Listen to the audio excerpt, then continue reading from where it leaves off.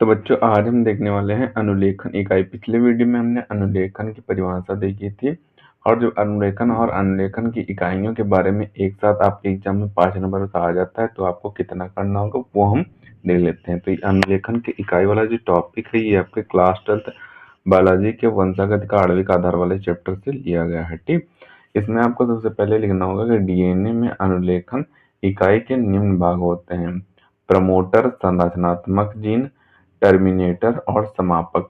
तो ये 3 भाग होते हैं आपके डीएनए के में अनुलेखन की इकाई के। ठीक, इसमें आपको पहला पैराग्राफ बनाना है। उसमें आपको लिखना होगा कि डीएनए पर निर्भर आरएनए पॉलीमरेज राइबोन्यूक्लिक अम्ल का वर्गीकरण केवल 5' से 3' की दिशा में होता है। कहने का तात्पर्य यहाँ पे यह है कि डीएनए पर जो निर्भर आरएनए पॉलीमरेज होता है, आरएनए पॉलीमरेज राइबोन्यूक्लिक अम्ल होता है, उसका वर्गीकरण जो होगा वो 5' से 3' की दिशा में होता है।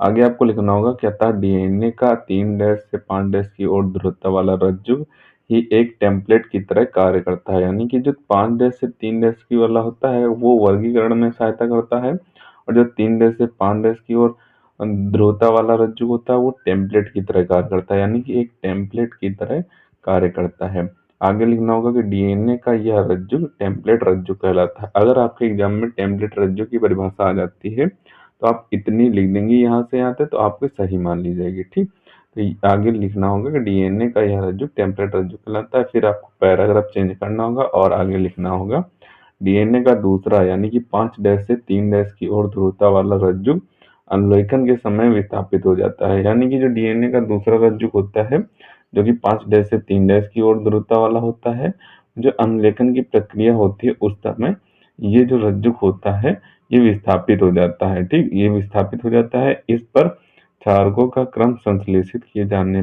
वाले आरएनए के क्षारकों के क्रम के समान होता है। कहने का तात्पर्य यहाँ पे यह है कि इस पर जो क्षारकों का क्रम होता है वो संश्लेषित किए जाने वाले आरएनए के क्षारकों के क्रम के समान होता है। ठीक, तो इतना पॉइंट आपको लिख देना है। उसके बाद लिखना होगा कि इसे कोडिंग रज्जु भी कहा जाता है। यानी कि जो ये आरएनए होता है इसे कोडिंग रज्जु भी कहा जाता है। ठीक, और इसमें क्या होता है यू के स्थान पर टी को छोड़कर सभी होते हैं। यानी कि यू के स्थान पर यहाँ पे टी को छोड़ दिया जाता है। यानी कि जो यू होता है उसके स्थान पर टी आपका लिया जाएगा, वो आपका एमआरएनए के अंतर्गत आता है। ठीक, तो इसका हम देख लेते हैं कि इसको जो दो डीएनए के 2 रज्जु होते हैं उसमें कोडिंग कैसे होती है वो देख लेते हैं।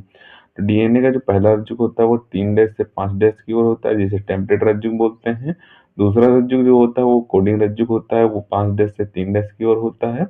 और इसमें जो कोडिंग होती है वो इससे थोड़ी सी विपरीत होती है। इसमें होता है एटीजीसी, पूरा एटीजीसी एडीजीसी करके आपके कोड दिए होते हैं।